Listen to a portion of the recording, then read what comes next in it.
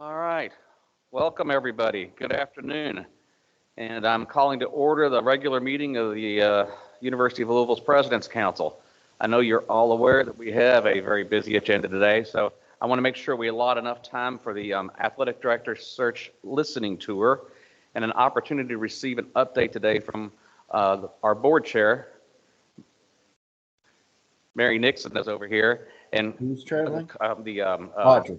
Vice Yeah, Chair, yeah. Raymond Bursey, is with us as well today. So welcome. Thank you all for being here. And This with that, sound on Lori, this. I'm going to turn it over to you. And let's see. Hopefully I'm double booked here, so Oh, I there you are. apologize. But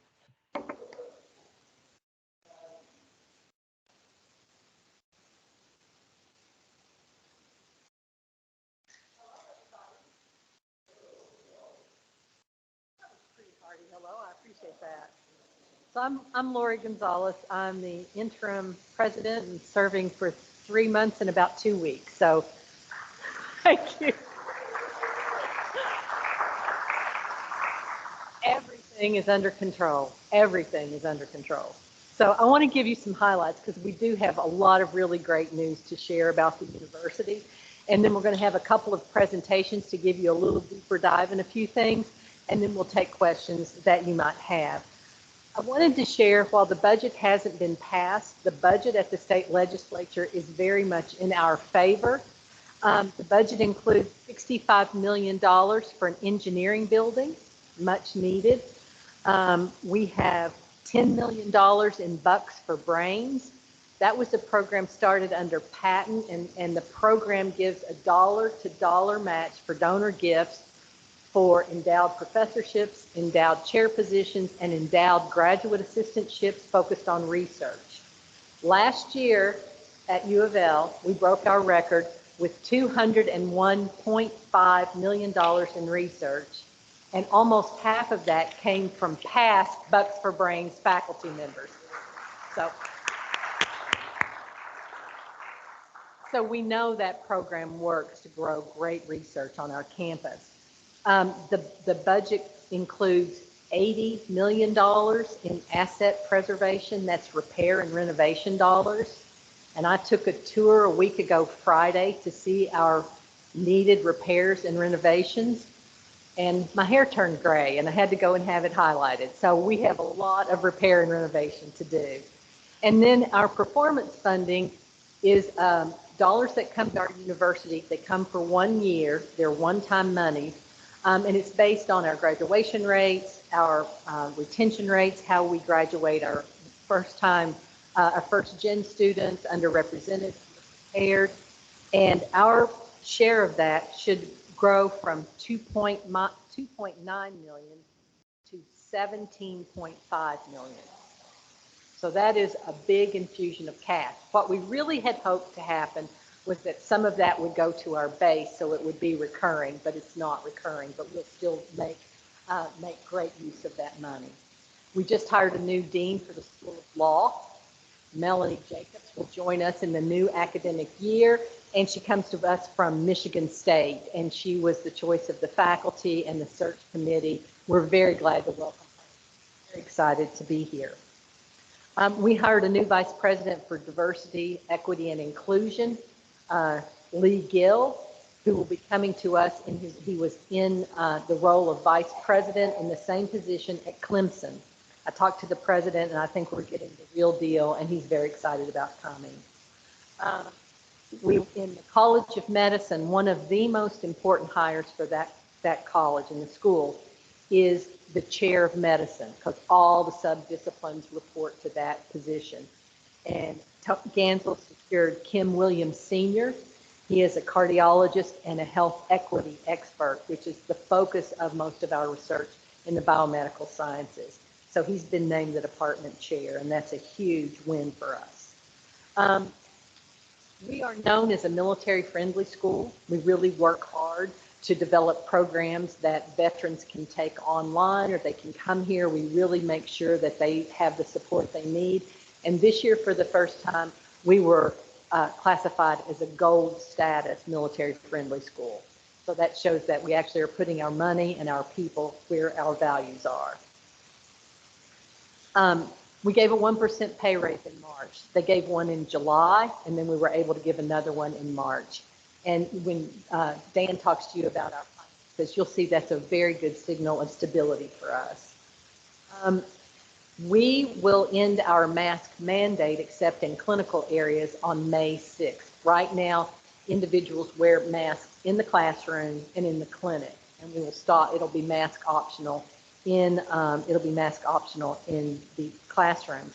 This past week, we had 7 positive cases, so our numbers are coming down even after spring break. So that was really important. We had a gift from Humana and Humana Foundation to form Innovation Hub to advance health equity. We put in $10 million. We had $13.5 million from the foundation, $1.5 million from Humana. The 13.5 is one of the biggest gifts that we would have had from one entity, so that's a big deal for us. I hope you saw that UofL Health just announced the building of $144 million new hospital there. Planned for, it's an expansion of University Hospital. It was a big deal. We've had a lot of good news from UofL Health. We have the hospital expansion. They are now providing tuition benefits for all their employees and dependents to come to what school? Oh yeah, University of Louisville. So it's a win-win for everybody. So we're very excited about that.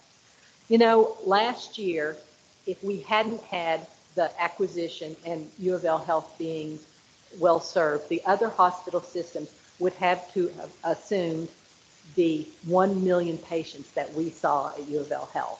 So we were critically important for managing COVID in our metro area. So that was just fantastic. They're going to have a bed in Jefferson County, 40-bed rehab hospital in eastern Jefferson County. And then I was there for the groundbreaking of the hospital in Bullitt County. So we're reaching out to our contiguous counties to grow. We continue to live our strategic plan. And some of the things that we have from the strategic plan that have been realized, one is our Employee Success Center. And I just got a text from Brian Buford today. So when every new employee comes now, we send them in the mail a welcome package. When they open the box, it's applause. And it says, welcome to UofL. And it gives them some swag.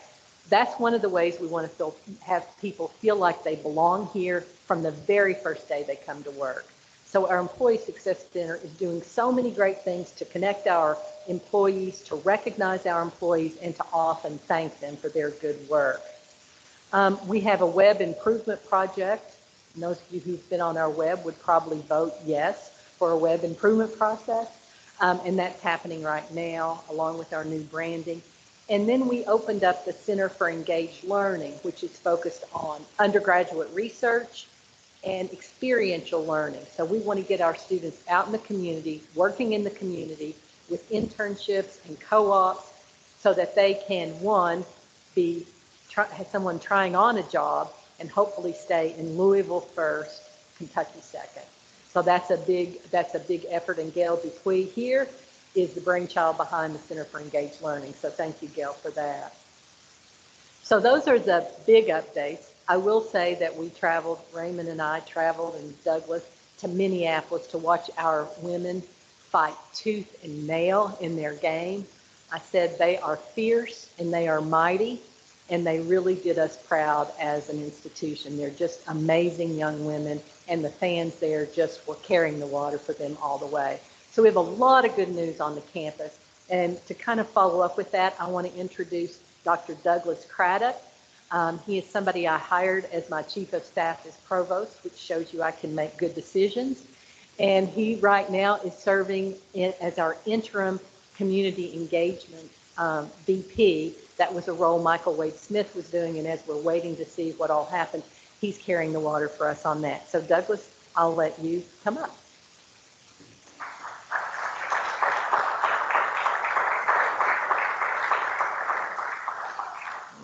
So good afternoon, President. Thank you for the introduction. I haven't had a chance to meet several people in the room, but as Dr. Gonzalez said, I'm Douglas Craddock. I function as the Chief of Staff for our Executive Vice President and Provost, as well as the Interim VP for Community Engagement. It's a pleasure to be here today. I'll give you two brief updates. One focused on our Provost office, and the next will be focused on the Office of Community Engagement. So first off is the priorities for the Provost office.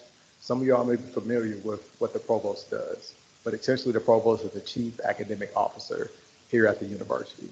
Well, within that, we have 4 or 5 major priorities that we're functioning right now. Our Provost is Dr. Jerry Bradley from the School of Dentistry. He's functioning as our interim Provost. And within that, we want to focus on student success, faculty retention, and recruitment, research, new programs, as well as infrastructure. So as we begin to have more of these meetings, you get more information in regards to what we're doing in these priority areas and the ground that we're making daily. In addition to that, we've been conducting college visits. So when I say college visits, these are literally the provost going to speak with faculty, students, and staff, and understanding the culture and climate that exists within those units, but also better understanding the academic, the curriculum, all things in between that are happening in those units, and what improvements can be made from them. So at this point, we visit over half of the units, and we have about 5 or 6 more. And the important thing about this is that we're gathering information to report back to the dean to say these are some areas of opportunity, some challenges that exist, and how we as a provost shop can better support you in your work that you're doing day in and day out. President Gonzalez already gave the update around our law school, which we are super excited about welcoming in that individual. In addition to that, David Jenkins from Social Work, sorry about the speaker, has taken the opportunity or received the opportunity from Ohio State University. So our dean of our Kent School of Social Work is listening, and from that, we will be looking for a succession plan as to our new dean and what that looks like. Sorry about the mic. Also between that, just as a calendar update, class is usually in April the 25th. And from that, we will have our commencement on May 14th, 2 commencement ceremonies, one in the morning, one in the afternoon. Don't touch it. All right, bet. Sorry about that, y'all. So I'm the issue. My apologies. I'm the issue. So that's kind of from the provost shop, some of the work that we're doing, the things that we're working on from the chief academic officer standpoint and the things. So if you have any questions, comments, or concerns, doors always open at the provost shop. We'll be more than welcome to answering those. Now shifting to the Office of Community Engagement. Brief background of community engagement. This was an office that was created in 2007. So in the fall, we'll be celebrating 15 years of community engagement here at the University of Louisville. Now the office was first designated to Dan Hall. He was the first African-American VP here at the university and served as a VP of community engagement. Then from there, transitioned to Ralph Fitzpatrick, who was a pillar here at the University of Louisville for years. And from that, Michael Wade Smith was able to have the torch, and then I've had that opportunity, thanks to President Gonzalez, to continue to support those efforts. And I'll be remiss to not name those individuals, because they really planted the seeds and the foundation for what community engagement looks like here at the university. So I just want to give them the kudos and their flowers while they're still here. So a brief thing about community engagement. Out of 4,000 universities in the United States, we are one of 69 that both have a R1 designation for research, but also for community engagement.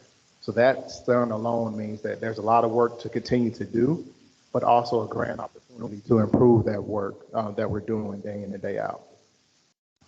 Other areas that exist is in 2017, 2018, and 2020, we received the W.H. Kellogg Community Award, given to 1 out of 4 universities, I might be talking too fast, that allow us to be engaged in community service, community engagement, and the work that we're doing. So as we move forward with community engagement, we have 4 primary focus areas that we're going to be looking at. The idea to navigate, demonstrate, convene, and amplify. When I say those key terms, is in the aspect of navigating, we are partnership. So we're partnership builders here in the community, externally, and the work we're doing. We will demonstrate, so we're program leaders, illustrating our faculty and staff expertise in the work we're doing along with our students. In addition to that, we're civic strategists. So what we're doing around the West End, Metro, and things of that nature. And then lastly, we're information sharing. So we amplify ideas of community engagement and what we're doing day in and day out. So those are areas that we're currently situated in, the work that we're doing. And that's kind of our provost as well as community engagement report. So thank you for your time, your attention, your listening ears as the sound went on and off. And I thank you again.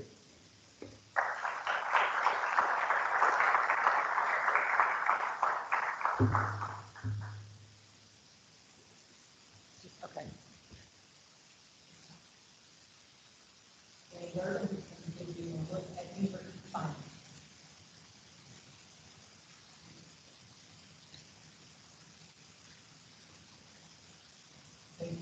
I have to confess that I would probably be the most boring speaker of the day. Reason being is the report that I made a few months ago in terms of our financial progress through the end of November, basically those trends have unchanged to this day. And specifically, our revenues continue to exceed not only last year's revenues, but they also exceed our expenses through the end of February. We remain on track for a balanced budget. Our cash position continues to improve over last year's cash position. For example, last year, we had about 98 days of cash on hand. This year, we have about 128 days cash on hand, same time period. So our liquidity is improving, and that's been an issue that we've had to work on over the last few years, and we've successfully worked on it. Now, this all sounds easy, but it's been a bit difficult because one of the things that we've had to deal with this year has been the fact that our enrollment estimates came a little short, about 300 students short of our projections. And because of that, we've had to kind of reshuffle and rethink about the management of our budgets, and we've done that. And we were confident in our ability to do that. We're following through on that. And because of that, we were able to grant the third salary compensation improvement of the year. As President Gonzalez mentioned, we did one in the fall. We did a 1,000 across the board bonus, and we did a 1% raise effective March 1st. So we are on track for a balanced budget, if not a little bit better, and we're on track in terms of our liquidity targets. And to me, as a CFO, that gives us a very, very, very firm foundation to build on with the new state budget that we're hopeful will be approved within a very short time period. So again, it's boring, but in the financial world, sometimes boring is good. And frankly, I'm very proud of boring and stability. So thank you. If there's any questions, I'd be happy to answer them. If not, thank you.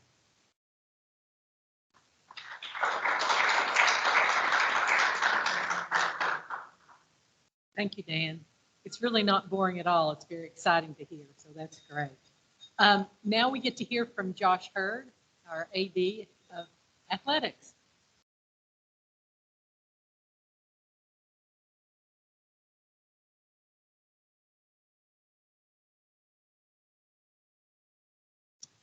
Similar to Dan, we haven't had anything going on here in the last couple of months in athletics.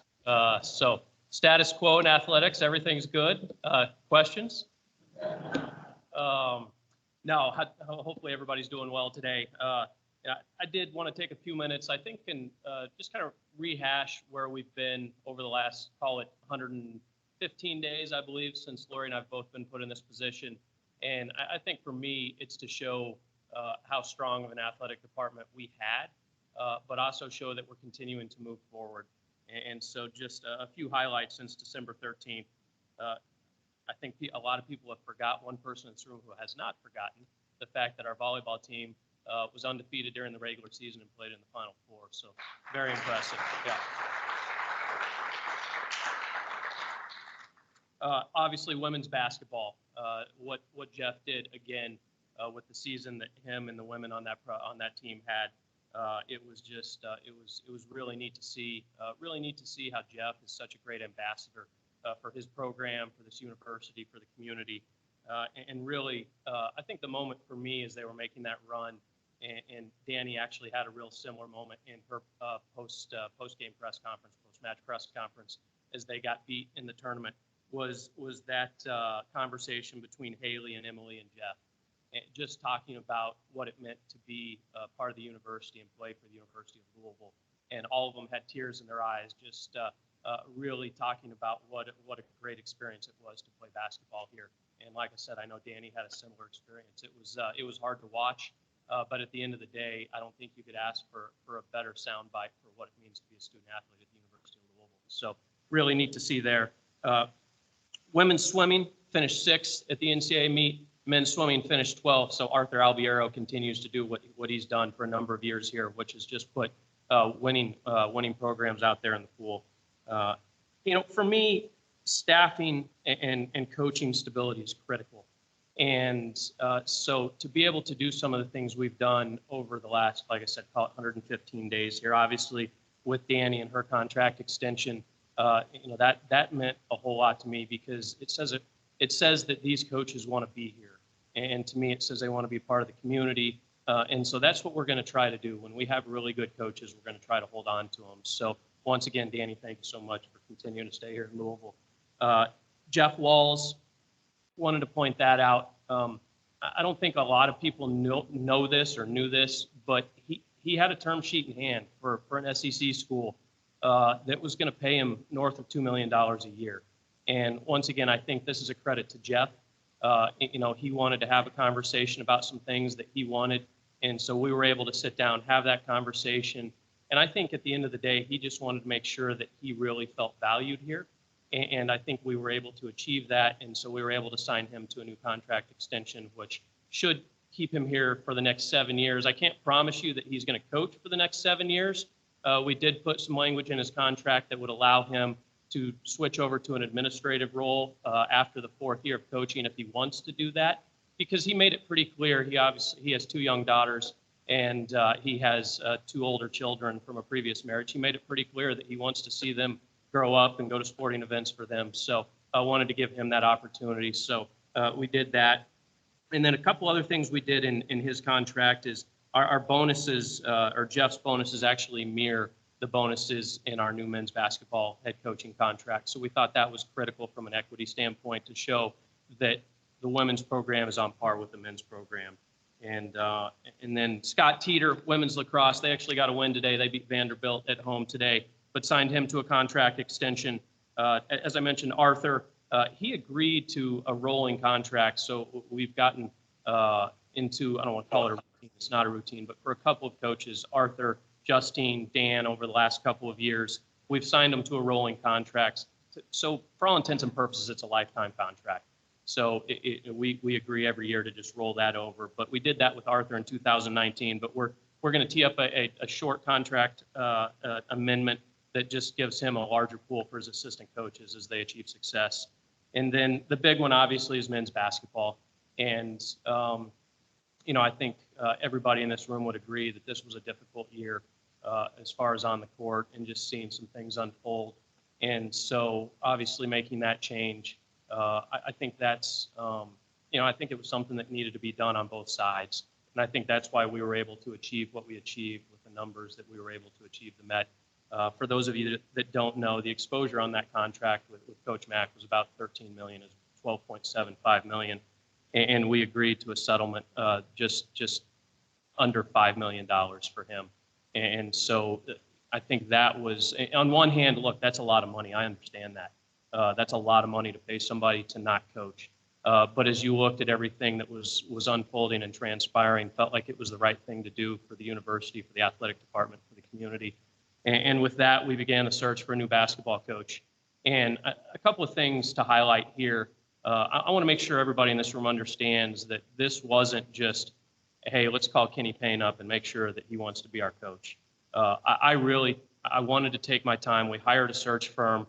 I asked for input. I appreciated everybody's input. I talked to some of the best coaches in the country. I wish I could tell you the list that I talked to as far as ones that were interested in this job, but it was some of the very best coaches in the country. And then as I began to have conversations around who Kenny was, before I had actually had the chance to talk to Kenny, I was so impressed with what people had to say about him. And then obviously once him and I were able to sit down for a long period of time in New York, that's when we made the decision and offered him the job. And obviously he accepted. And on the flip side, it was difficult to pull him out of New York. I think that was, once again, that's, I think it showed how valuable Kenny is. The Knicks did not want to lose Kenny. But once again, to their credit, he did have $1 million buyout in his contract. And so we had some conversations there. And at the end of the day, they said, we want to do what's right for Kenny. and so released him from that obligation. So obviously that was very, very beneficial to us. Couple other highlights. I think just the positivity around the football program. Once again, I set the bar very high for all of our programs, for our staff, for our coaches, and Scott would tell you this, and I'll be one of the first ones to tell you this. The year that we had wasn't acceptable. Was it terrible? It wasn't terrible. It was 6-7, but that's not the level that we expect to be at for any program that we have. And so for Scott and I, and to sit down and have those conversations and say we have to get better. I think what it showed me is that he wants to be here. He wants to have success here. As we talked through some of the staffing changes, it wasn't, I'm not going to do that, or these are my guys and I'm sticking with them. We were able to make some changes. One of those that I really want to highlight is Deion Branch. This is a guy. I was thinking about it the other day. We're not paying this guy enough money. He's just in a player development role. When I say just, and it's a new role. We created that role. We created one for men's basketball and then football, and then women's basketball has one in AJ. But those are arguably the most important roles on the team because they serve as that conduit between the coaching staff and the players. And Deion has accepted this role and done an unbelievable job. I'm talking unbelievable. And he's doing it because he's an alum. And if you ever get the chance to talk to Deion, I know many of you know him, it's because he cares about this place. That's when him and I had the conversation for him to take on this role. He said, I just want to give back to this university for everything that they gave to me. So it was pretty neat to hear that, and he's doing that. On the administrative side of things, a couple of things to point out here. We've been partners with Norton Healthcare through an agreement for the last 3 years to serve as our healthcare provider. And that agreement runs through the end of July. We have issued an RFP for those healthcare services. Our circumstances have just changed in the last 3 years. Obviously, Norton's done a terrific job for us. They really have. They've done an unbelievable job for us. But obviously, with us having UofL Health, we just thought it made sense to issue an RFP and just see what transpires there. So we've done that, and we'll go through that process here in the near future. One thing that's really, really important for me as part of that RFP is the support that we are going to receive from the mental health side of things. That is a critical component for everybody on this campus, but our student athletes, it's really, really important. We just don't have the support that we need right now, so we're going to try to increase the support relative to mental health. We need to continue to support NIL efforts. And for me, that's a lot of that is education, both for our student athletes and within the community. I know there's a number of people in the community that want to help our student athletes. And so we need to provide them the education and the tools to do that. So I mentioned it, I think, the first time I talked to this group. We're actually really close. We're down to our one finalist for the job. So they're going to be on campus here in the next week or so and see if we can get that position hired to work alongside Matt Banker to really serve as that quote-unquote NIL department that we've talked about. So I think we're in a good position there. And then Alston case funding. So really, this is, as I like to call it when I've worked back in government, it's an unfunded mandate, for a lack of better terms. The Supreme Court essentially said that we could give up to, it's right under $6,000 per student athlete for any academic achievement bonuses, but we get to decide what those academic achievements are. So, I mean, it could be as simple as staying eligible. And so trying to work through that, because all the major programs, it's just going to be another recruiting tool, right? They're just going to say, hey, here's another $6,000. And if you quantify that relative to our sports, it's about $1.8 million if you just use the allowable NCAA scholarship limit.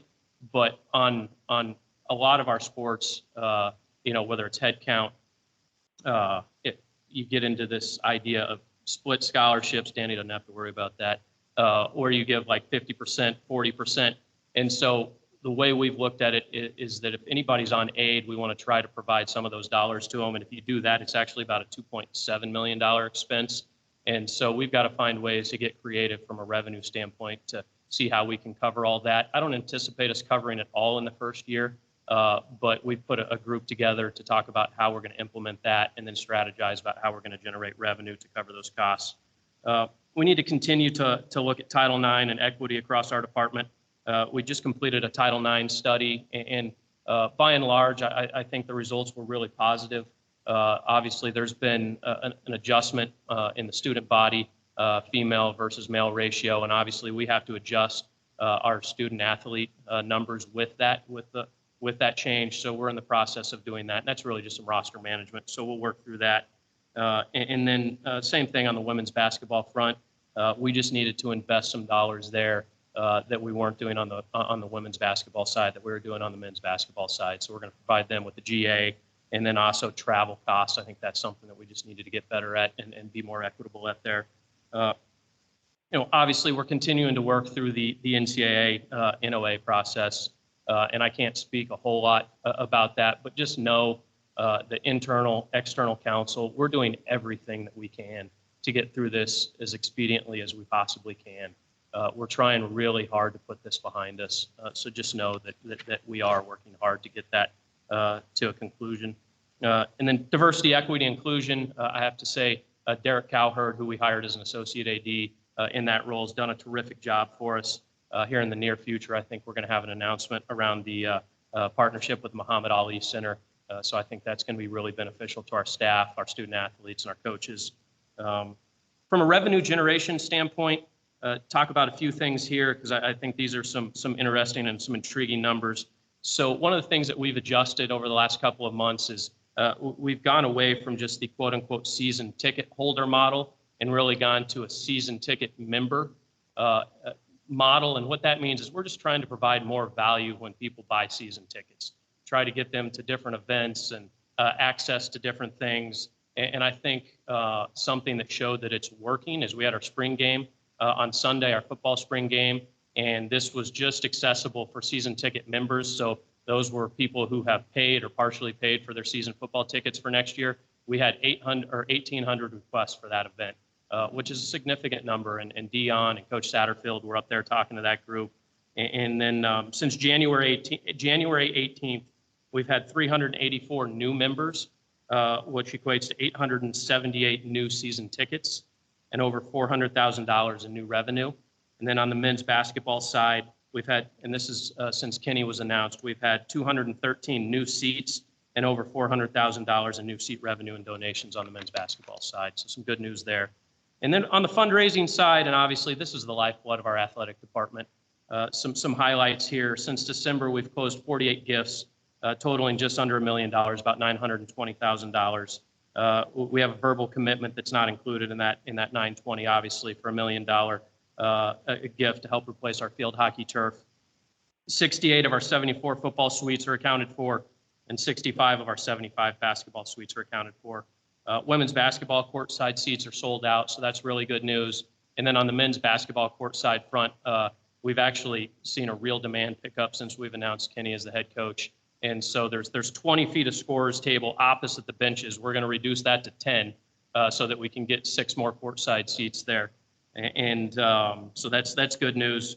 And then the new standard, the women's campaign, we've raised approximately a quarter of the $10 million that we want to raise there. We've raised about $2.5 million, and we've completed projects around field hockey and lacrosse. They have new video boards, the Yum Center locker room for our women's basketball program, and then our tennis locker room is brand new for both our men's and our women's program. And then we also have naming rights for the football stadium. That's something that we've been working on, working with a third party, and I think we're close to finding a partner.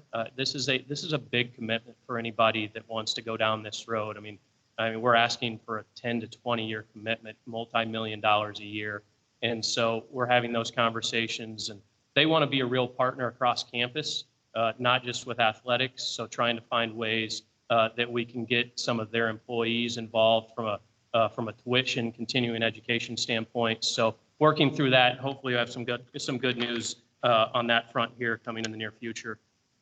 And then lastly, I think I just want to hit on the future and what we talk about as a staff and as a senior staff.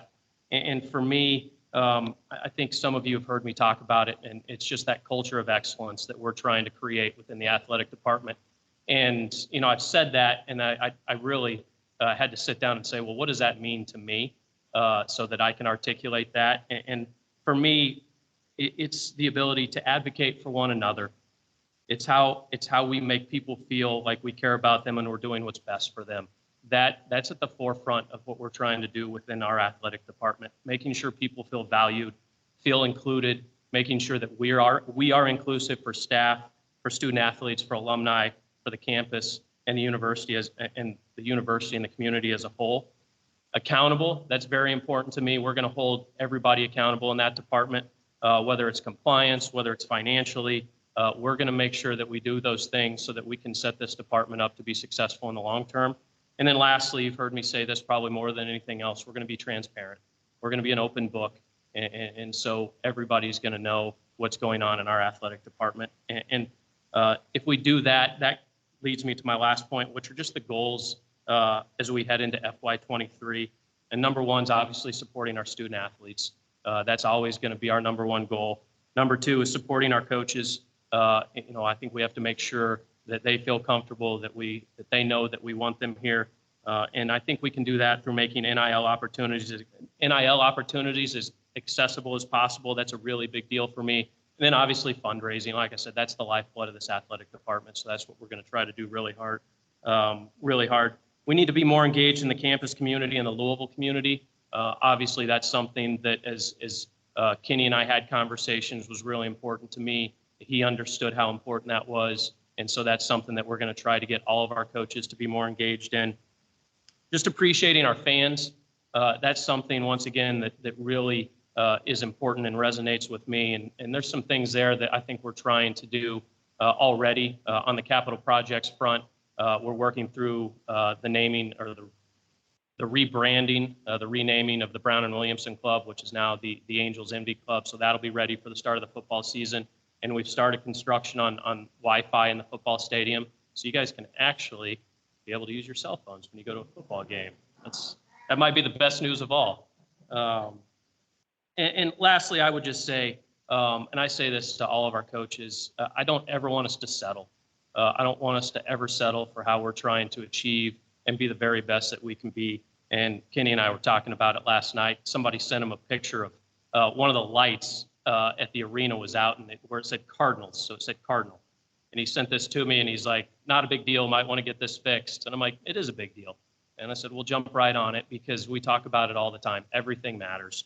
And for me, and I had this conversation with Jeff on the ride home after on, I guess, Saturday, what do we have to do to get our programs to the very top? And that means winning national championships. We're so close in so many sports. But if you look at it, our history has 3 team national championships. And I'm sure there's a lot of programs. I know there's a lot of programs out there that don't have any. But there's a ton that have a lot more than 3.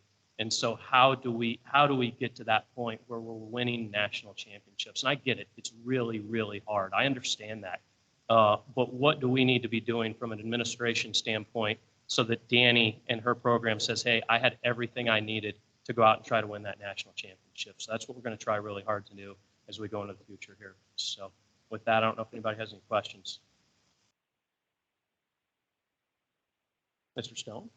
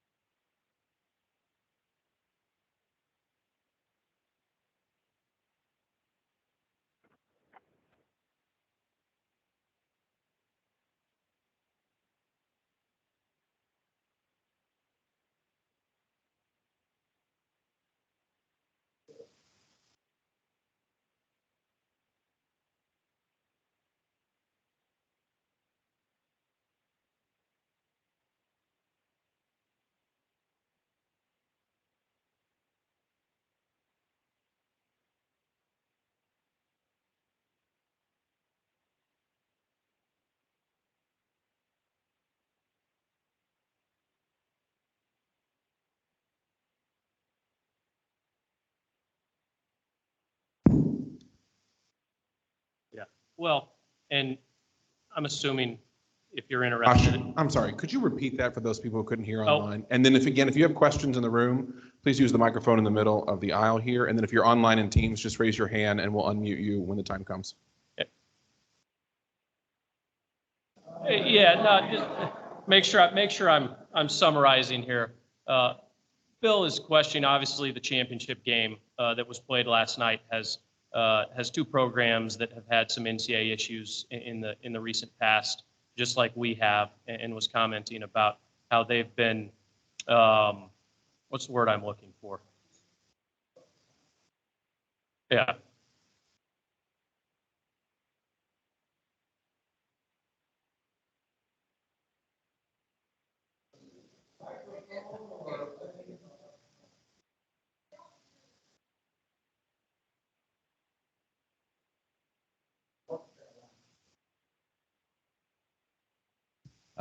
That didn't have classes and athletes didn't attend them.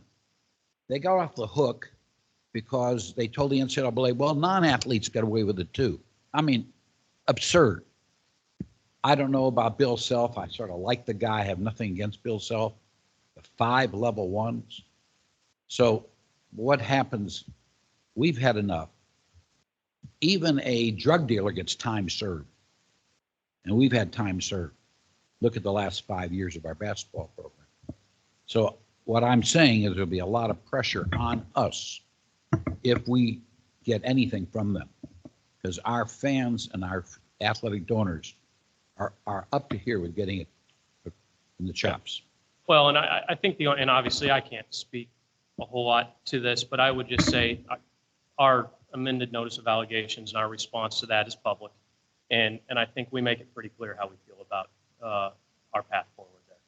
So if you haven't had a chance to read that, I would suggest that you do that. Like I said, it's out there publicly.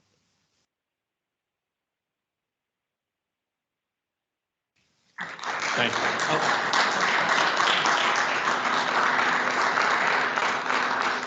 I just want to see if anybody has any questions for Dan or Douglas or me or Josh, and I'll point first to our colleagues that are online.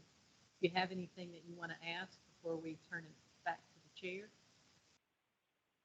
Can you get back up there? Could you give me the academic background of Dr. Williams? You know where he went to medical school, where he went to undergraduate school, where he is? Do you know the academic record of Dr. Williams? You have to.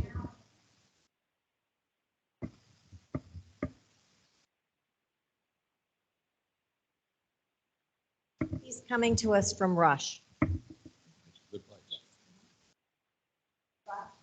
Rush University in Chicago. Any other questions from the room? All right, Mr. Chair, that concludes our report. Thank you.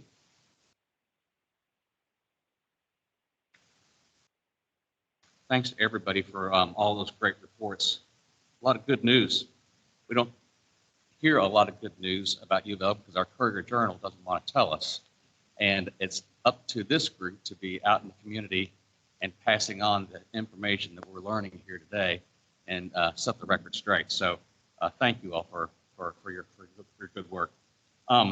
So the next up is the listening tour for the session for the athletic director. The president's AD search and planning group was appointed in February, and myself, David Padgett, and Luke Hancock are your council representatives in this group. We've been charged with meeting stakeholders on and off campus to determine the qualifications and characteristics of our next athletic director. This is the second of 14 meetings that are going to happen with groups across our community. So there's going to be a whole lot of input on this. And the group's coach, the co-chairs of our group are these two individuals over here, Danny Busboom-Kelly, sorry. As you know, she's the volleyball coach, women's volleyball coach, and David Schultz, he's the faculty senate member and is on the board of trustees as well. So both of them are here to help facilitate the listening tour. Luke just got back from the ACC, from the national championship with the ACC network. And David's over here on the camera. He's on spring break with his family. So thank you guys for volunteering to help with all of this. So this is our opportunity to ask questions and Share with us what you want in our next leader of athletics. We'll use the feedback from this and other sessions to create a leadership statement and a job description for the athletic director's position. Your responses here will be shared directly with the search firm, and they're going to use this information to develop a list of qualified candidates. So as Jake mentioned earlier, the folks that are online, use the chat function to drop a message in for Jake to read your question or comment, or raise your hand if you want to come in live and do it yourself. The folks here, we're going to line up at the microphones, and we're going to alternate between folks here in the house and folks that are online. We're going to alternate back and forth. So we're going to try to keep the top topics 5 to 7 minutes each topic, just so we got time to get through a lot of information. And if you two wouldn't mind coming up here and joining me, I'd appreciate it. We can begin. We've got some questions we can ask. Got some questions that we can ask of you all. If people have some, people want to just start questions or thoughts or whatever there is on your mind with regard to this position, please feel free to do so. So we'll start with anybody online raising their hand.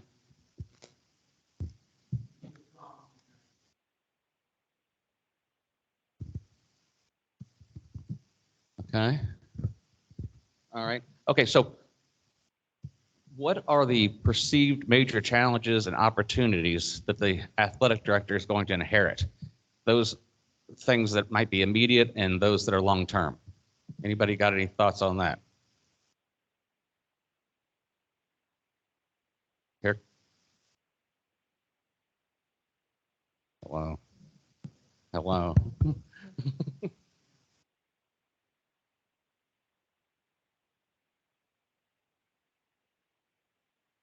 Well, what do we want to see in an athletic director? What you know, what is it that, what characteristics do we want to see in an athletic director? What does our next athletic director need to?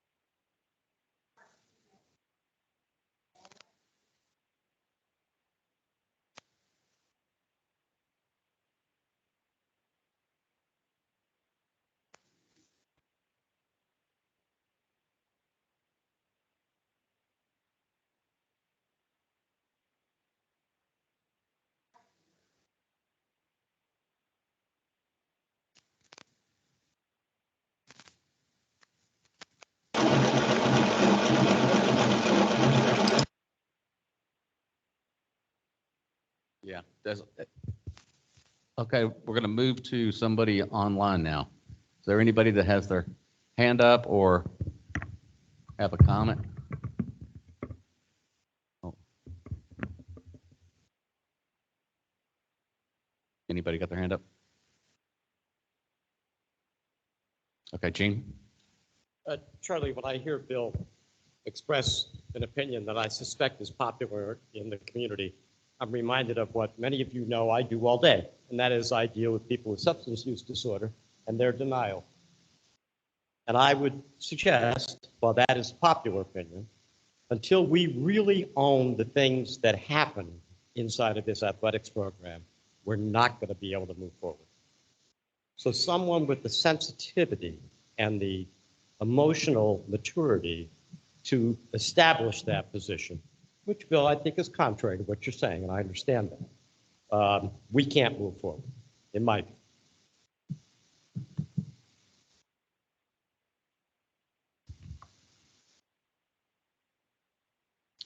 Joe?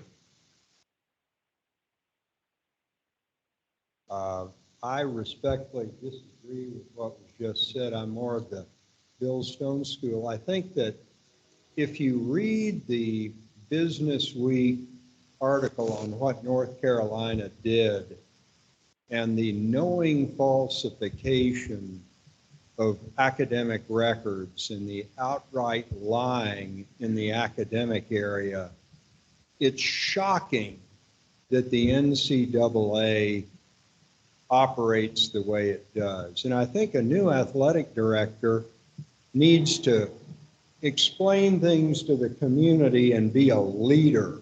I think the AD has to get out in the community and lead. We've got a good fan base, but I think as Bill accurately said, many of us are confused. And one can say, well, get what our lawyers put together and read it. That's not good enough, in my opinion. I think the athletic director has to get out in the community, invite people to come in and ask questions of the athletic director, and be a cheerleader, flag waver, explainer, and not just an administrator in the background. I think we need public, open, continuous leadership. And I'm hopeful we can get through this, but I think we've owned it. I think we all know the bad mistakes that were made. I don't think anyone's hiding from that.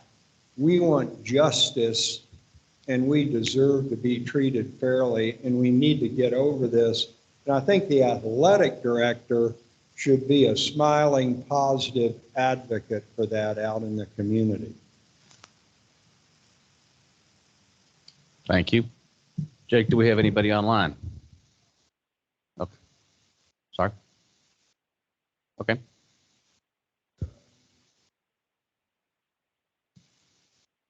Clint, you got to unmute yourself. Oh yeah, can you hear me okay? We can hear you now. Yeah. Okay, great.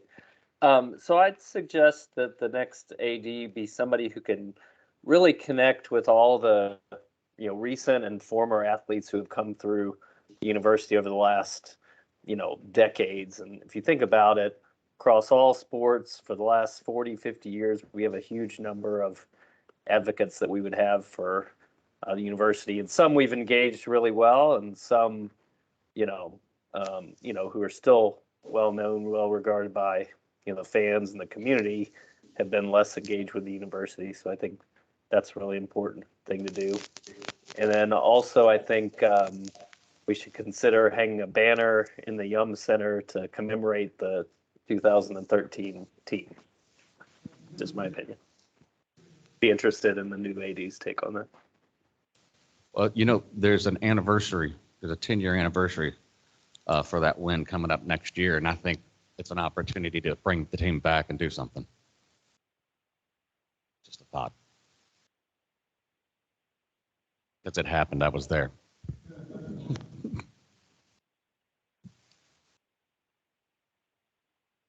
No, nobody else online? Okay. Okay. What would you say to a hesitant or reluctant candidate in the applicant pool? Let's just say you've got somebody who's reluctant coming in. I mean, you've got an applicant who's saying, I'm not sure who my boss is going to be, for one. How do you convince somebody who is a good applicant but is hesitant to jump from where they are right now to the university? I, for one, would say this is a really great college town. We've got great facilities, and we've got fabulous coaches that are going to be working for you. Those are, what are some other things that you might tell an applicant who's hesitant? Gotta go to the microphone. Sorry, you're going to get your exercise. Go, Bill, you got to go to the microphone.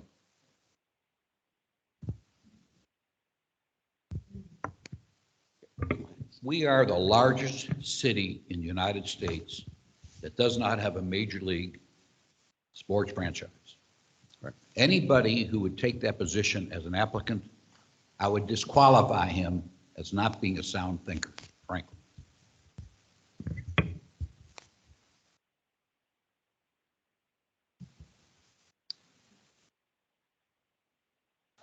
Hi, neighbor. How you doing, Ray? I promised myself I'd sit and listen, but I can't do it anymore. I think it goes back to Mary and the search committee. You need an athletic director who's going to be loyal.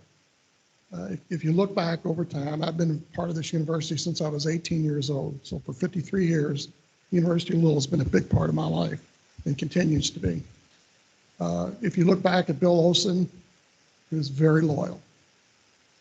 Say what you will about Tom, but he was loyal to the university, did a lot of things. So it really goes back to the search committee. So when you're talking to a new athletic director, I would urge the search committee to get a 10, 12, 15-year contract so we don't have this become a stepping stone university for the next president.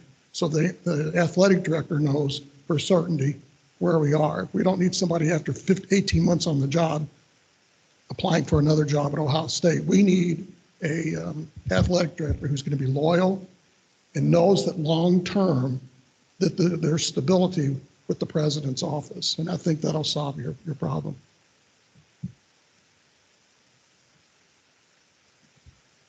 Anybody online now?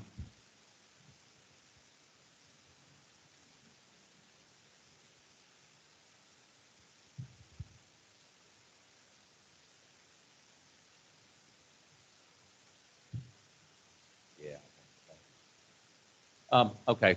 All right. What professional background and experiences are required for a new AD to succeed at the highest level?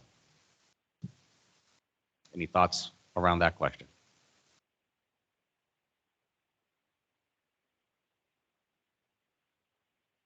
Background and experiences.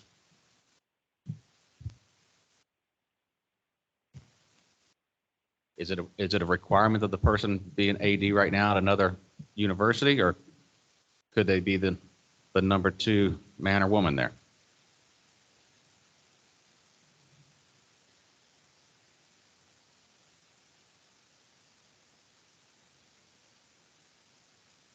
Hello. Okay. Can you tell us what you're looking for? I know this is a listening tour, but having, not really a lot of experience in this, what are the things that you as a committee are looking for? Can you share that with us? I'd be interested. So on this, you've got the committee of 5 that the president appointed. We're the visiting tour committee, which there's a lot of coaches on this visiting tour. And I'd like to ask you, what are you looking for in a boss? Besides a race. Yeah. Well, when I think of a great AD, it's somebody who knows our student athlete by name, is present, advocates for all the sports, not just the revenue sports, which I'm not silly. I know that those are really important for me to keep my job and for our athletes to have opportunities. But it's important for our athletes to feel like they're valued and to sit in press conferences and be able to talk about the university and having a great experience. And the AD sets the tone for that. And, I came to Louisville originally, I was an assistant 10 years ago here. Then I went back to be an assistant in my hometown and then got I was hired by Tom Jurch to be the head coach. And luckily I didn't really have to interview. I knew I wanted to be here because it always did feel like a family. And I felt like with all the changes, the athletic department lost that a little bit. So somebody that can rally the whole department to have that family atmosphere and that where the coaches support each other and the athletes support each other. And that was really important at one time. And I didn't feel that as much over all the changes and all the everything that we went through in the last few years.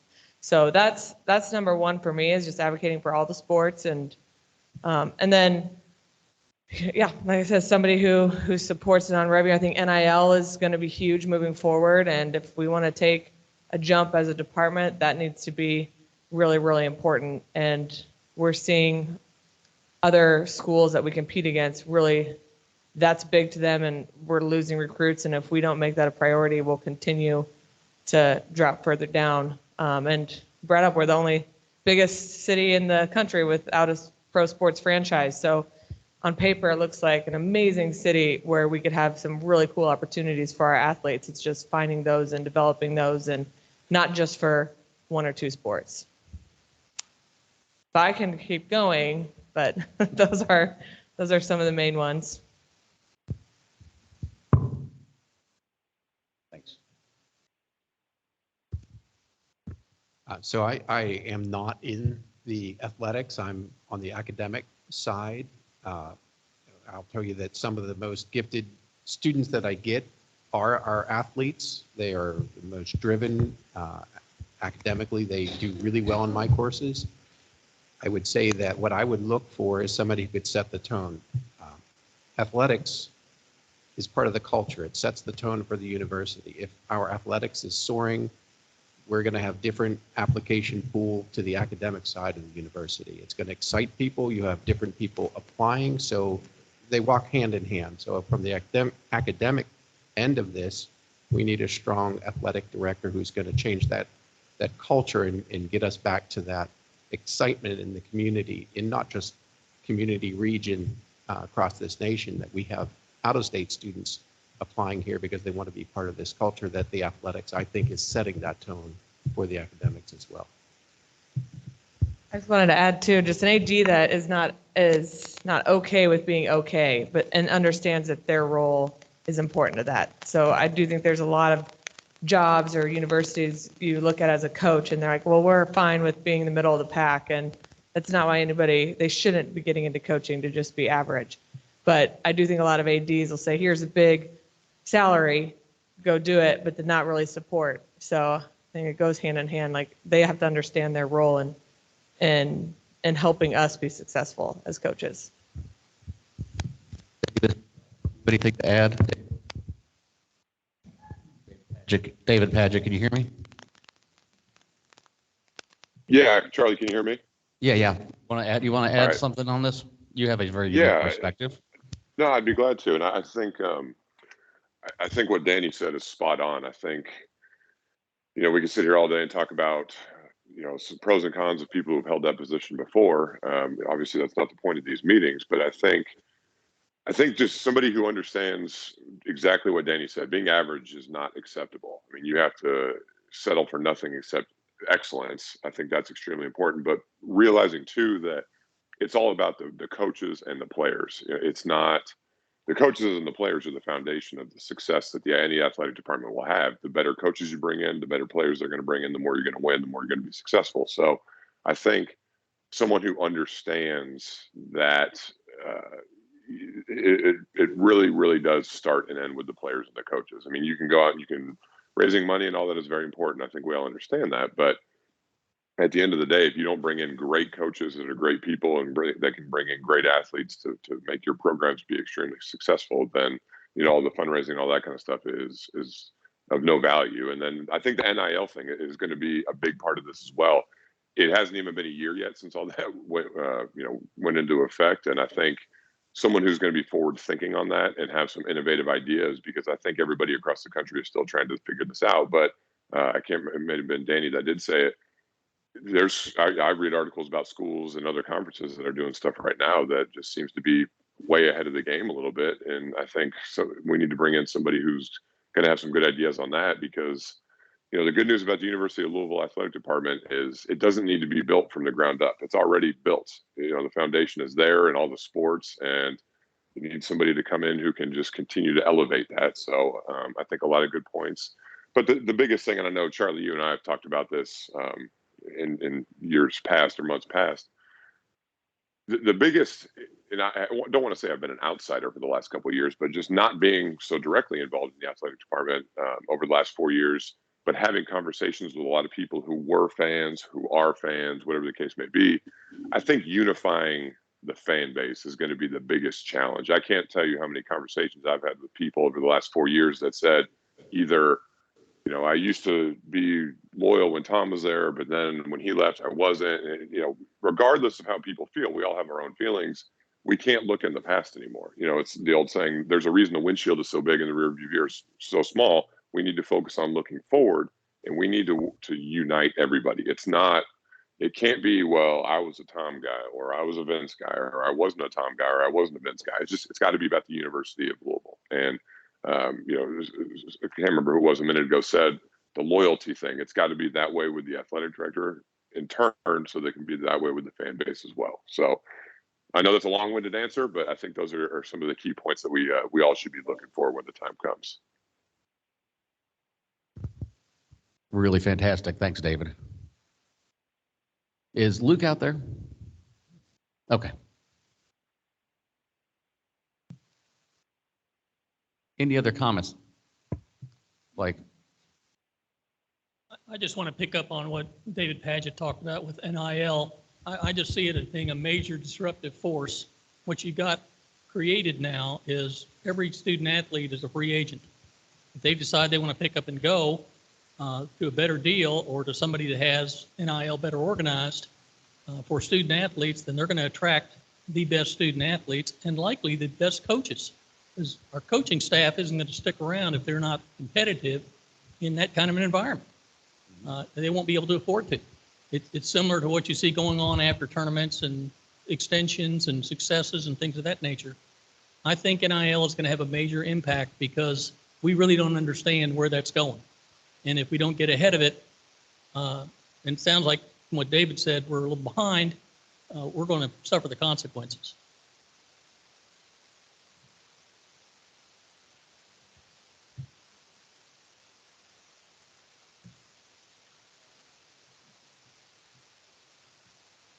One of the things I think maybe we could get more help from the local governments and do more to get them promoting the university and getting more input and be able to use that to get us more support. I think it's an important part, having that. okay. Thank you. Okay.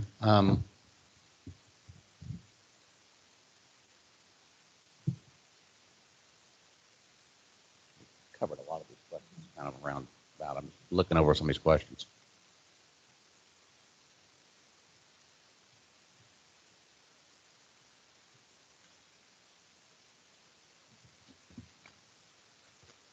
Has anybody else got any other thoughts? Comments?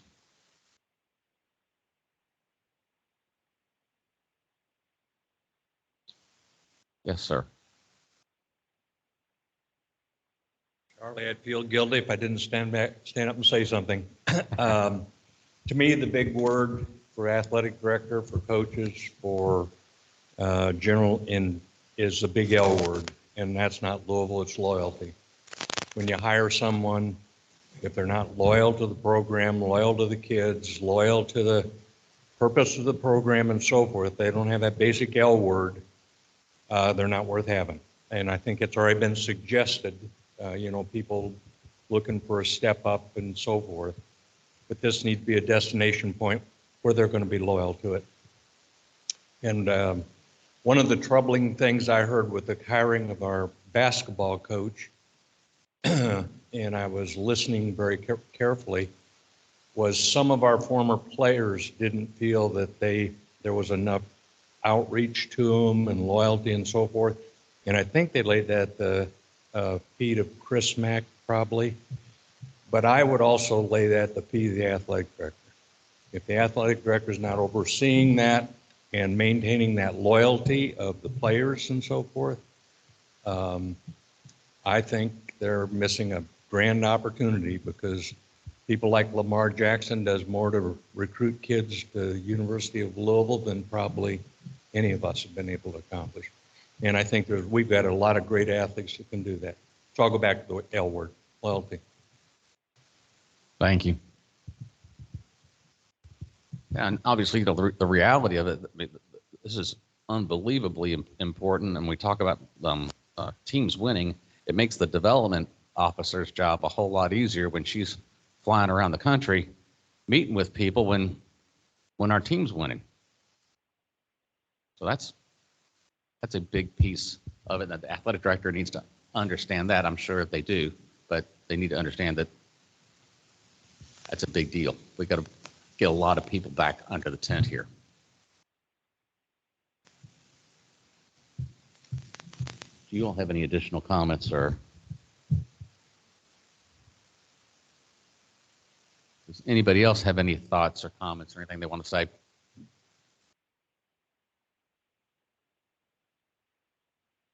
If you think of something, please let us know. You just have to send it to Jake. Everybody's got Jake's email address, I think.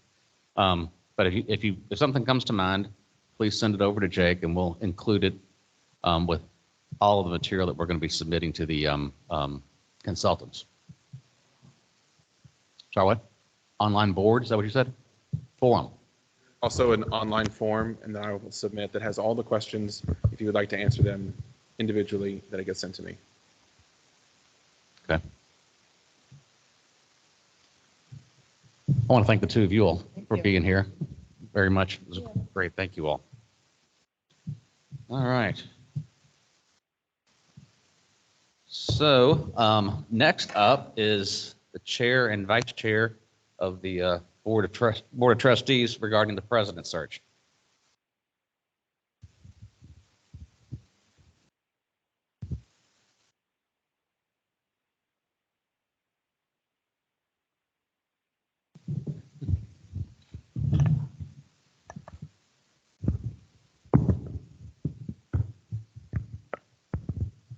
Okay, hello, how is everybody?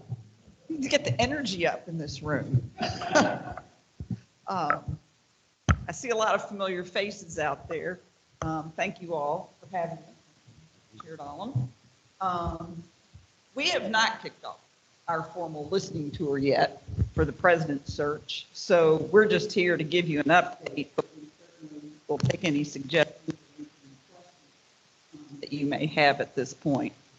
So where we are, the first order of business for us was to get a search firm in place.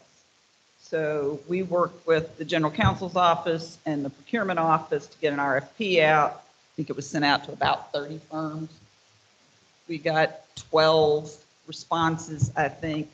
Some firms knew they didn't have a chance. Some firms were conflicted. We had a subcommittee of the Board of Trustees go through the 12 responses that we got and narrow it down to finalists, which we narrowed down to 5. One of those dropped out because they got a competing contract in the meantime and had to withdraw. And then we had the full Board of Trustees interview the remaining 4. And it's public knowledge because we approved hiring Whit Keeper in open session at our last board meeting. And so we are in the process of onboarding them. You will meet John Thornburg, Sandy Chu, and Mark Reynolds. So somebody else they added to our team at our request, Ryan Crawford. So they are in the process of being onboarded, and this is a group that they will very much want to engage with, talk to, and learn from. And we won't kick off our listening tour until they're part of the team, which should happen pretty quickly. At that point, and our focus, just to manage your all's expectations, is primarily to get staff, students, and faculty as quickly as we can before they take off for the summer. And so then we'll probably be getting to the rest of the community groups and groups like the President's Council after that. And from that, what we hope to do is to learn from the community, people like yourselves who are really close to the university and already supported the university. Where is it you want to see the university go? And what kind of leadership qualities and experience do you want to see in the next president? So they get us there. And we will expect, particularly from a group like this, you to help us with our recruiting. There's already one gentleman in the room who contacts me frequently, ready to go off and recruit a couple candidates that he's identified. You all can probably guess who that is. But you know, you all have a vast network. You're leaders in this community and have contacts from other institutions that you've been familiar with. So we will want to cast a wide net to get the very best candidates we can. The good news is all the firms that pitch to us feel like we're in a really good position to get really good candidates. So we will start recruiting. This process, just to sort of, again, manage your expectations. I think it'll take 5 to 6 months at a minimum to really get that leadership profile nailed down, do the recruiting we need to do, and do all the vetting and background checks and possibly leadership profiles on any candidates. The search committee, that'll be another thing that we'll be working on here right now, is getting the chair of the search committee and the search committee in place. They will do the majority of that work, though the final decision as to who the university is going to hire as president will fall to the board of trustees, and they will interview the final candidates as well as the search committee. Raymond, you want to add? I know.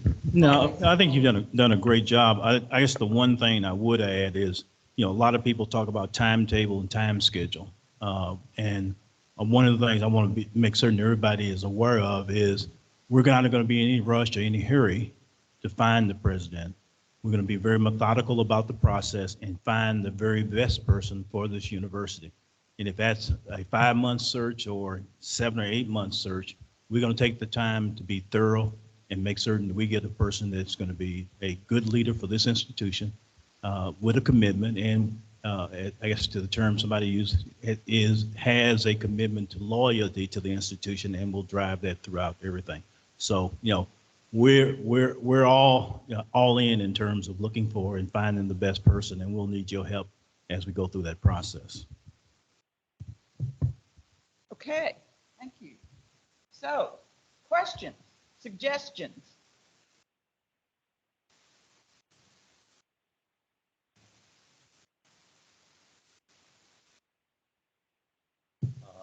My name's Joe Artery. I know Raymond. We know who you are.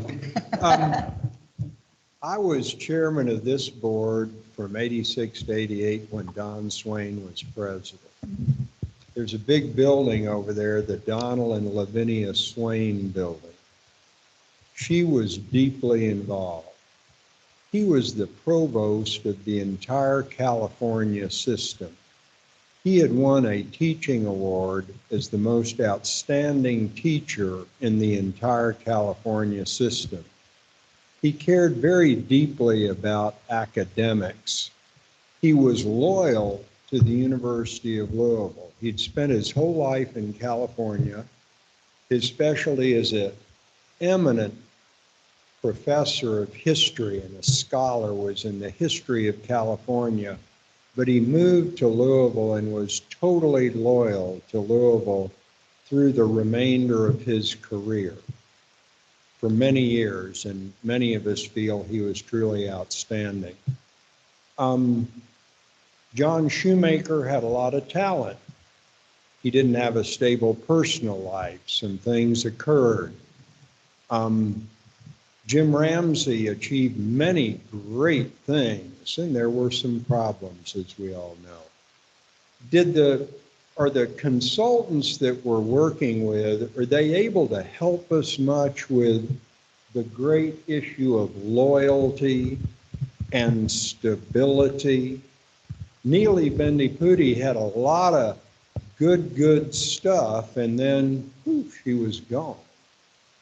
As a search matter, as a contractual matter, as a judgment matter, how do you feel we ought to have expectations about loyalty? Is it always kind of a, you don't know?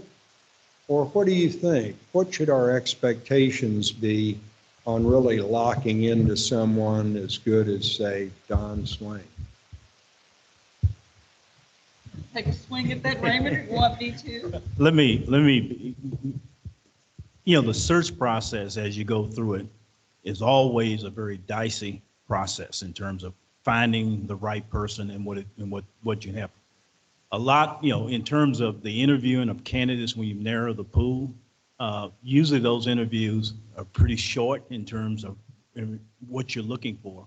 So you do have to rely on search firms and individuals within those search firms who have experience, who can dig into the background of those individuals. And one of the things that Whitkeeper came out with as we were looking at them last week is, everybody gives you a list of references that they want you to talk to. What we're interested in is a list of references that they're not expecting us to talk to. And so the search firm that we're talking about bringing on board has already keyed up that part of the expectation is to do that. So between what the search firm does, what the search committee does, what individuals, David, in terms of the faculty, because there's a network of faculty members all across the country, and if you had to have faculty members on your search committee, they have a network they can plug into to get you additional information. So as thorough as we can be, using all channels and all sources, we will use that to get that. And again, at the end of the day, it is really a dicey, I won't say guess, but a dicey choice as to who you put in the position. But it's got to be somebody that we feel will fulfill the role and responsibility that we have, and at least what we have put into the position statement for the institution, that they will fulfill that. Can I just add, I can assure you that as the Board of Trustees has talked, and as we've talked to different constituencies within the university, it is not our intent to strategically hire an up-and-comer that is going to use us as a stepping stone. I mean, we want somebody that's going to be here, dig in, get to know the community, and hopefully retire here. So, Mr. Brown, long time no see. Yeah, how you doing, Mary? But to that point, if we're looking for somebody, the big loyalty thing, I go back to, will you turn that phone off, Bill? Maybe we go internally. Years ago, I was involved with Western Kentucky University. When Gary Ransdell came on, Gary was an internal. I think Gary was at Clemson, came back to Western, and Gary took Western to a really high level, and he was very intent on it. I was on his advisory board for a number of years, and I was very impressed with how Gary took Western to a much higher level. The School of Communications got a lot involved. So maybe we ought to take a look at somebody internal who has maybe that kind of a passion that would want to stay here. And I mentioned earlier, I mean, usually we get, I guess, in the past 5 or 6 year contracts, and maybe we ought to look at a longer period of time if we can, so that person knows that this is where we want them to be for the long term, and give them the flexibility to take us to the next level. Because, I mean, we're in the ACC. I think academically we have an opportunity here to dial this university to a level of that of Pittsburgh or Syracuse, get us, in that upward trajectory, if you will.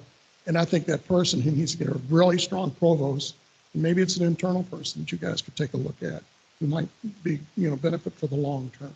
So just a thought. We are going to look everywhere. Ron Wright is online. He has a question. Ron?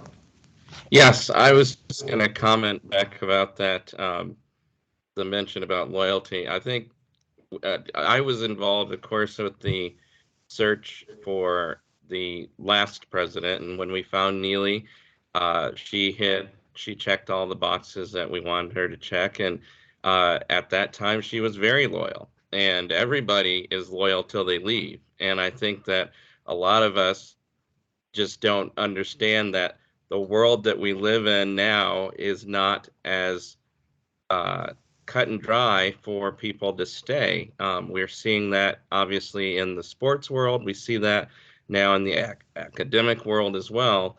And so I do appreciate the idea of looking inside the organization to see if there's somebody who's interested and willing. But I think that that's something that the search firm will find out. If a search firm gets applications from people who are in the university community, then I think we ought to definitely take a deep dive into those individuals as well and see if they're good, qualified candidates to run a university.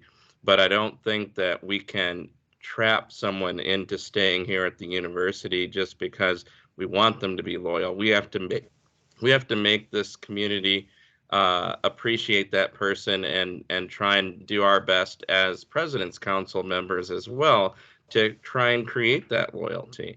And I think the same is true with the athletic director as well. So I appreciate those who want someone loyal, but like I said, it takes a university community to try and help someone want to be loyal to you. Thanks, Ron. I'm Denise Sears, and I am actually here also as a prospective parent because I have a 16-year-old who, if I can keep cracking the whip and keep those grades up, he'll be here in 2 years. So I have a vested interest in seeing stability. I want him to have a really good experience. So I'm talking as a parent about this. First of all, I also want to say that I think the reports today were outstanding. So really kudos to the current interim president and athletic director. Loyalty, yeah, you're right. You can't buy loyalty. It's a character assessment, but I think it is something that you can evaluate. Is it foolproof? No. I had a few boyfriends that I thought were loyal and they didn't end up being loyal.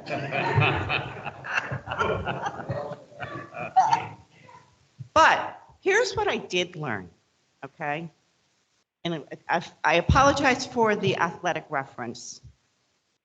The quarterback pledged loyalty until he dated a cheerleader. The quiet guy in my history class pledged loyalty, and he was really loyal. He wasn't a superstar. He wasn't really well known. He didn't have these, huge big plans.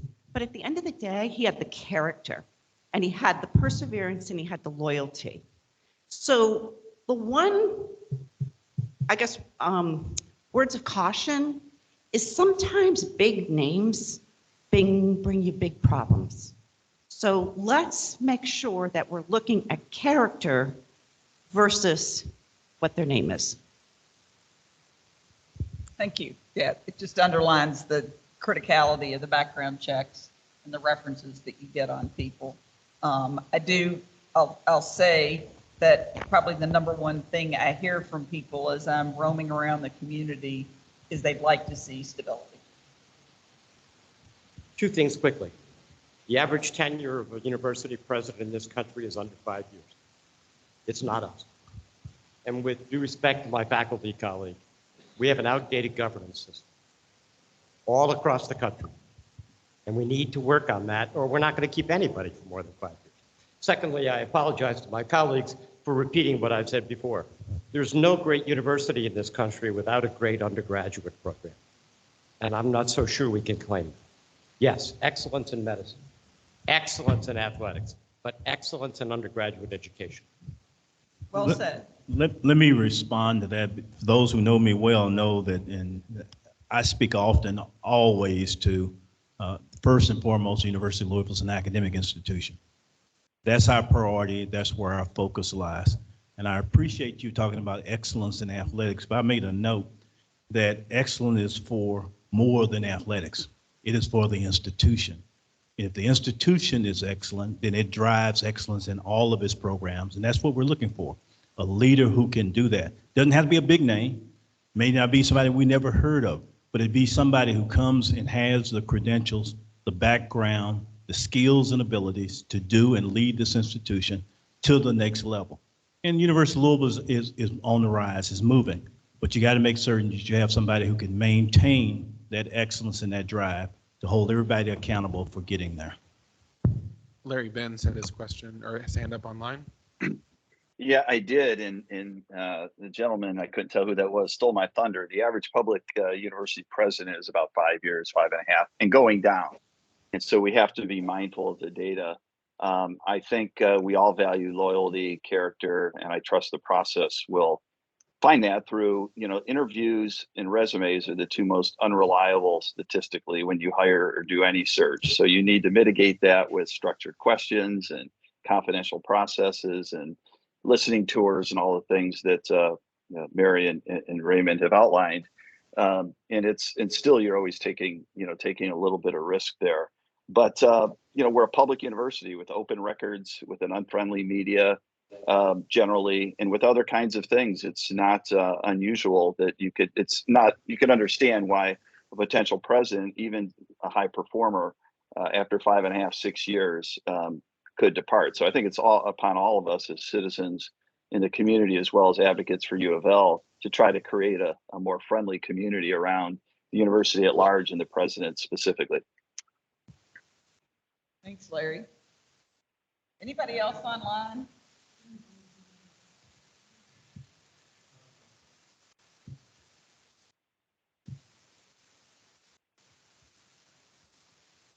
Anybody else in the room? I think one thing we very much need to keep in mind is the person's family.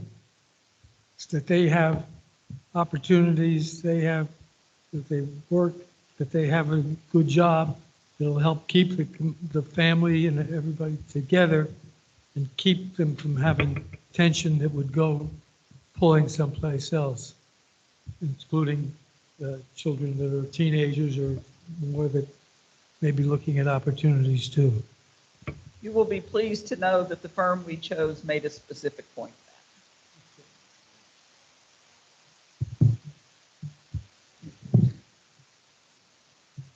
of that. You all have heard me make these comments, so I'm going to comment to my fellow members of the council. The one unyielding criteria I have is the candidate, whoever is the winner, has had an experience in their academic background, either as an undergraduate, graduate student, faculty member, administrator at one of the top 20 schools in the United States of America. And the reason why that's so important, we don't have a Phi Beta Kappa chapter here, as the gentleman talked about, which is horrible for our arts and sciences department. And we need somebody who knows what greatness looks like. Hadn't heard about it, has been in it. So I just want to make that comment. I know you've heard ad nauseum from me, but that's it. Repetition is good. I went to Harvard, and that doesn't mean I could be a good college president, but I do believe what the gentleman said was very important about the undergraduate community. And I think the bedrock of Donald Swain, I think one of the bedrocks of Donald Swain was a great wife, a good spouse, a stable home, but also a true devotion to scholarship.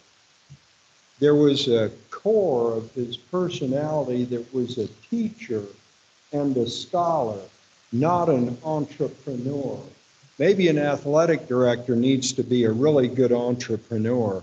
I think a really good college president is probably someone who deep in her or his soul loves learning and loves scholarship and wants to have great teachers and teaches classes himself or herself or has done that and really loves the thought of a great university.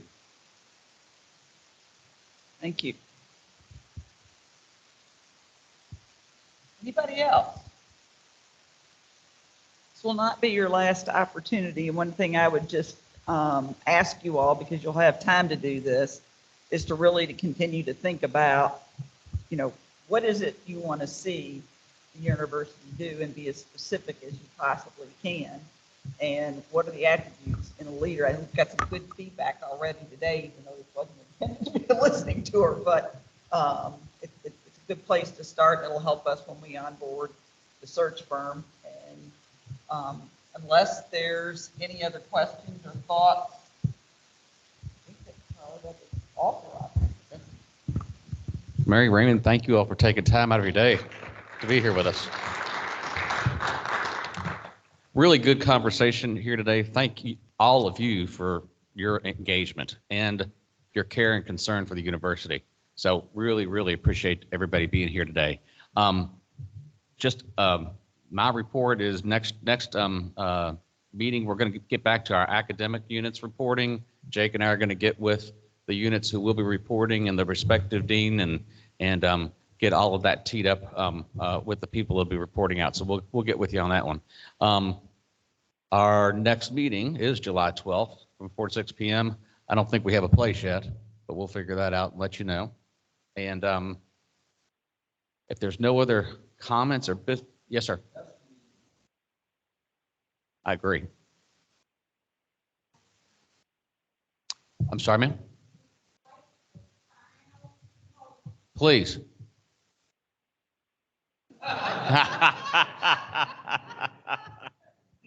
We're adjourned.